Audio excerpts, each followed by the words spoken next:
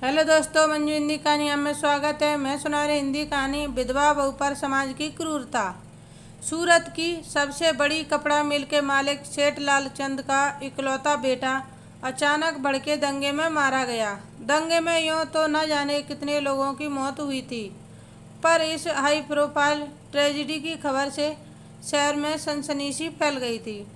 गलियों में, चौक पर, घर घर में इसी दुर्घटना की चर्चा थी। फैक्ट्री से घर लौटते समय दंगाइयों ने उसकी गाड़ी पर बम फेंक दिया था। गाड़ी के साथ ही नील के शरीर के भी चिथड़े उड़ गए थे। कोई इसे सुनियोजित षड्यंत्र बता रहा था तो कोई कुछ और ही। जितने मुंह उतनी बातें हो रही थीं। जो भी हो, सेठ जी के ऊपर नियति का बहुत बड़ा वज्रपात था। नील के साथ उसके माता पिता और नवविवाहिता पत्नी अहिल्या सभी मृतवत हो गए थे। एक चिता के साथ कईयों की चिताएं जल गई थीं। घर में चारों ओर मौत का सन्नाटा फैला हुआ था। तीन प्राणियों के घर में होश किसे था कि एक दूसरे को संभालते। दुख की अग्नि में जल रहे लालचंद अपने बाल नोच रहे थे तो उनकी पत्नी सरला पर रह रहकर बेहोशी के दौरे पड़ रहे थे। अहिल्या की आंखों में आंसुओं का समंदर सूख गया था। जिस मनुष्य दिन से घर से अच्छे खासे गए नील को मौत ने निगल लिया था, उस पल से उसने शायद ही अपनी पलकों को झपकाया था। उसे तो यह भी नहीं मालूम कि नील के खंडित झुलसे शरीर का कब अंतिम संस्कार कर दिया गया। सेठ जी के बड़े भाई और छोटी बहन का परिवार पहाड़ से आ गए थे, जिन्होंने घर को संभाल रखा था। फैक्ट्री में ताला लग गया था। अपने भाई की बात सुनकर सरला बहुत नाराज हुई तो भाई ने भी अपना गरल उगलकर उनके जले हुए तनमन पर खूब नमक रगड़ा। हाँ तो सरला, तुम्हारी बहू कितनी भी सुंदर और काबिल क्यों न हो, उस पर विधवा होने का ठप्पा तो लग ही चुका है। वह तो मैं ही था कि इसका उद्धार करने चला था, वरना इसकी औकात क्या है। साल भर के अंदर ही अपनी कसम को खा गई। वह तो यहाँ है इसलिए बच गई, वरना हमारे यहाँ तो ऐसी डायन को पहाड़ से ढकेल देते हैं। मैंने तो इसका भला चाहा, पर तुम्हें समझ में आए तब ना। जवानी की गर्मी जब जागेगी तो बाहर मुंह मारेगी। इससे तो अच्छा है कि घर की ही भोग्या रहे। सरला के भाई की असभ्यता पर लालचंद चीख उठे। अरे कोई है जो इस जानवर को मेरे घर से निकाले। इसकी इतनी हिम्मत कि मेरी बहू के बारे में ऐसी उल जलूल बातें करे। सरला, आपने मुझसे पूछे बिना इसे कैसे बुला लिया? आपके चचेरे भाइयों के परिवार की काली करतूतों से पहाड़ का चप्पा चप्पा वाकिफ है। लालचंद क्रोध के मारे कांप रहे थे। ना बहनोई साहब, मुझे निकलवाने की जरूरत नहीं है, मैं खुद चला जाऊंगा। पर एक बात याद रखिएगा, आज आपने मेरी जो बेइज्जती की है उसे सूद समेत वसूल करूंगा। तुम जिस बहू के रूप गुण पर रिझे हुए हो, सरेआम उसे पहाड़ की भोग्या न बना दिया तो मैं भी ब्राह्मण नहीं।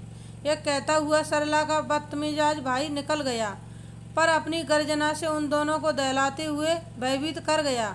उसके जाने के बाद कई दिनों तक घर का वातावरण अशांत रहा।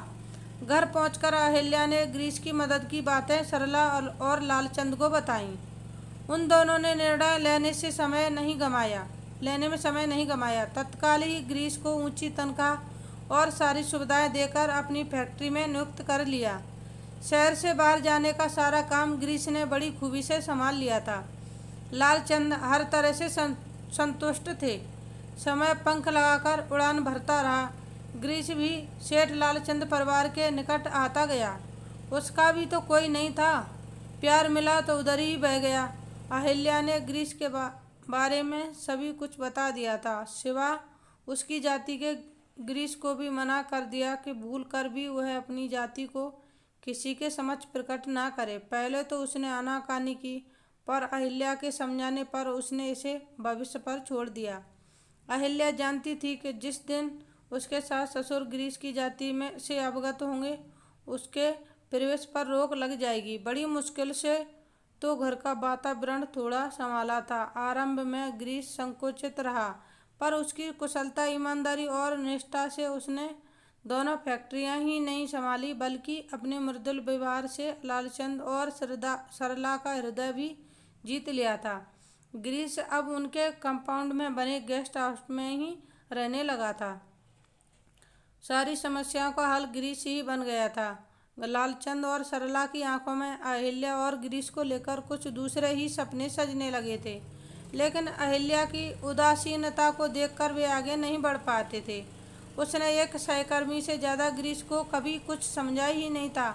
उसके साथ एक दूरी तक ही नज़दीकियाँ रखी थी। वह कई बार उन दोनों को समझा चुकी थी, पर लालचंद और सरला दिनों दिन गिरीश के साथ सारी दूरियां को मिटाते जा रहे थे। कभी लाड़ दुलार से खाने के लिए रोक भी लिया तो अहिल्या उसका खाना बाहर ही भिजवा देती थी। लालचंद और सरला ने एक दिन बिना समाज के परवाह किए गिरीश और अहिल्या की शादी कर देते हैं। गिरीश को अपना बेटा बनाकर अपने घर में रखा। गिरीश और अहिल्या खुशी खुशी रहने लगे। गिरीश ने लालचंद का घर और कारोबार दोनों संभाल लिए। लालचंद और सरला को गिरीश अपने माँ बाप समझकर रहने लगा।